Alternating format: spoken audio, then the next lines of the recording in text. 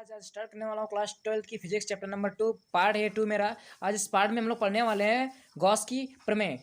क्या होती है गॉस की प्रमेय, किस पृष्ठ पर लागू होती है गॉस की प्रमेय, कैसे सिद्ध होती है, ये सारे टॉपिकों पे आज हम चर्चा करने वाले हैं। तो आइए समझते हैं बेसिक तरीके से इन सारे पार्टों को। गॉस ने क्या किया, सबसे पहले एक बंद पृष्ठ लिया जिसके अंदर कुछ आवेश रखे। मान लिया ये Q1, Q2, Q3, Q4 ये हमारे आवेश हैं, ठीक है, इस पृष्ठ के अंदर हैं। ये पृष्ठ कैसा है, बंद पृष्ठ है। तो गॉस ने बस यही किया कि इस बंद पृष्ठ से क्या किया, वैद्युत फ्लक्स जो होगा इस बंद पृष्ठ में उपस्थित आवेश जो होंगे वे आवेश क्या होंगे, 1/ε0 गुना के बराबर होगा क्या, हमारा वैद्युत फ्लक्स। बस इतना ही बताया गॉस के अपने प्रयोग में। तो परिभाषा लिखेंगे इसकी, तो परिभाषा हो जाएगी इसकी, किसी बंद पृष्ठ से होकर गुजरने वाला कुल विद्युत फ्लक्स उसके अंदर उपस्थित कुल आवेश सिग्मा क्यू का 1/ε0 गुना होता है। तो इसका फॉर्मूला हो जाएगा फाई ई बराबर क्यू गुणा 1/ε0। फाई ई बराबर हो जाएगा क्यू एकम क्यू बटा ε0। ये हमारा फॉर्मूला हो जाएगा। कहने का मतलब गॉस ने बस यही कहा कि जो ये हमारा बंद पृष्ठ है इसमें जो उपस्थित होगा वैद्युत फ्लक्स वो सदैव इन आवेशों की जो आवेश हैं ये इन आवेशों के 1/ε0 के गुना के क्या होगा, बराबर होगा। ये बताया था गॉस ने अपने थ्योरम में। चूंकि क्यों बराबर क्या हो जाएगा, चूंकि सिग्मा क्यों बराबर Q1 plus Q2 plus Q3 dot dot dot dot Qn, यानी इस बंद पृष्ठ के अंदर जितने भी आवेश होंगे उन सब का अगर योग कर दिया जाएगा तो आवेश के बराबर हो जाएगा, यानी सिग्मा आवेश के बराबर हो जाएगा। अब बात करते हैं मात्रक की, तो इसका मात्रक हो जाएगा फाई ई बराबर क्यों क्या है, आवेश, तो आवेश का मात्रक अपान में क्या हो जाएगा, अपान में ε0 क्या है, वायु अथवा निर्वात में वैद्युत क्षेत्र की तीव्रता। तो ये हो जाएगा वायु अथवा निर्वात में, तो क्या हो जाएगा, ये वैद्युतशीलता है हमारी, तो क्या हो जाएगा ε0 का मात्रक। तो फाई ई बराबर आवेश का मात्रक हो गया कूलाम और प्रति ε0 का मात्रक हो जाएगा कूलाम स्क्वायर प्रति न्यूटन इनटू मीटर स्क्वायर। तो तीसरा पद ये ऊपर चला जाएगा, एक कूलाम से एक कूलाम कैंसिल हो जाएगा। तो फाई ई बराबर मात्रक क्या आ जाएगा हमारे पास, कूलाम तो कैंसिल हो चुका है, ये ऊपर आ गया न्यूटन इनटू मीटर स्क्वायर प्रति क्या बचा है, कूलाम। ये हमारा क्या हो जाएगा, ये मात्रक निकल के आ जाएगा।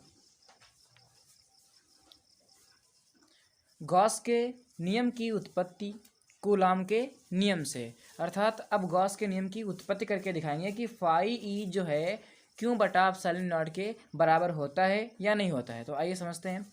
माना बिंदु ओ पर प्लस क्यू आवेश स्थित है, बिंदु ओ से आर दूरी पर एक बिंदु P है जहाँ पर ई वेक्टर तथा डीए वेक्टर के बीच का कोण थीटा है तथा अल्पांश क्षेत्रफल डीए है। तो थ्योरी लिखेंगे हम लोग। माना बिंदु ओ पर प्लस क्यू आवेश स्थित है, बिंदु ओ से आर दूरी पर एक बिंदु P है जहां ई वेक्टर तथा डीए वेक्टर के बीच का कोण थीटा है। अतः बिंदु ओ पर प्लस क्यू आवेश होने के कारण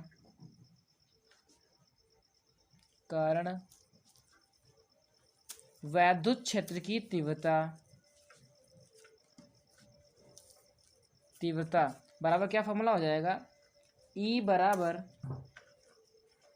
1/4πε0 क्यू बटा आर स्क्वायर। अगर दिशा की बात की जाए तो यहाँ पे दिशा क्या हो जाएगी, ओ से पी की तरफ, ओ से पी की तरफ जा रहे हैं हम लोग, अर्थात दिशा हो जाएगी ओ पी के अनुदिश, ये दिशा हो जाएगी इसकी। अब लिखेंगे यदि वैद्युत क्षेत्र की तीव्रता, यदि वैद्युत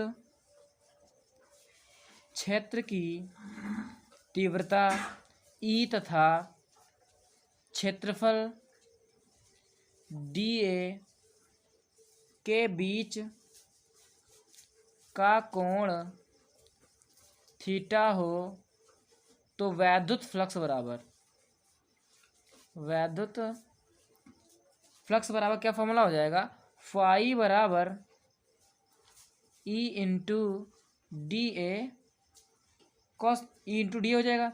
अब डॉट हटेगा, क्या आ जाएगा हमारे पास, E D A cos theta हो गया।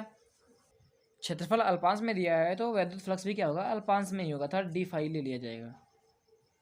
अब क्या करेंगे, चूंकि हम जानते हैं, क्या जानते हैं, ई बराबर वैल्यू पता हो चुकी है 1/4πε0 क्यू बटा आर स्क्वायर, तो ये वैल्यू पुट करेंगे। अब डी फाई ई बराबर 1/4πε0 क्यू अपान में R square D A cos theta, ये वैल्यू हो जाएगी। तो सॉल्व करेंगे इसको, डी फाई ई बराबर क्या हो जाएगा, क्यू एकम क्यू बटा 4πε0 D A cos theta upon में आर स्क्वायर। चूंकि डी ओमेगा क्या है, अंतरित कोण है,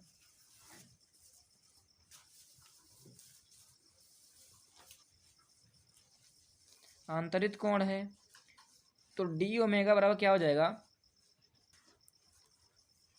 D A cos theta upon में आर स्क्वायर। वैल्यू पुट करेंगे, अब कितना हो जाएगा, डी फाई ई बराबर क्यू बटा 4πε0 इंटू डी ओमेगा, दोनों पक्षों में समाकलन करने पर, दोनों पक्षों में समाकलन करने पर, जब समाकलन करेंगे तो इंटीग्रल डी फाई ई बराबर इंटीग्रल क्यू अपान 4πε0 इंटू डी ओमेगा, तो इसका समाकलन हो जाएगा फाई ई बराबर क्यू बटा 4πε0, ये कांस्टेंट वैल्यू है, बाहर आ जाएगी, डी ओमेगा बचेगा और डी ओमेगा का समाकलन हो जाएगा ओमेगा क्यू बटा 4πε0 इंटू क्या हो गया, ओमेगा हो गया है। चूँकि लिख देंगे यहाँ पे डी ओमेगा इक्वल टू कितना होता है, डी ओमेगा बराबर 4 पाई होता है, तो यहाँ पे 4 पाई वैल्यू पुट कर लेंगे, 4 पाई हो जाएगा। 4 पाई से 4 पाई कैंसिल हो जाएगी, तो फाई ई इक्वल टू कितना आ जाएगा, क्यू बटा एप्सिलॉन नॉट। तो ये तुमको प्रूव होकर के आ जाएगा, यही तुम्हारी गॉस की प्रमेय हो जाएगी, इति सिद्धम। आई होप आप सभी को ये वीडियो पसंद आए तो प्लीज़ लाइक एंड शेयर कीजिए। मिलते हैं नेक्स्ट वीडियो में, तब तक के लिए जय हिंद जय भारत।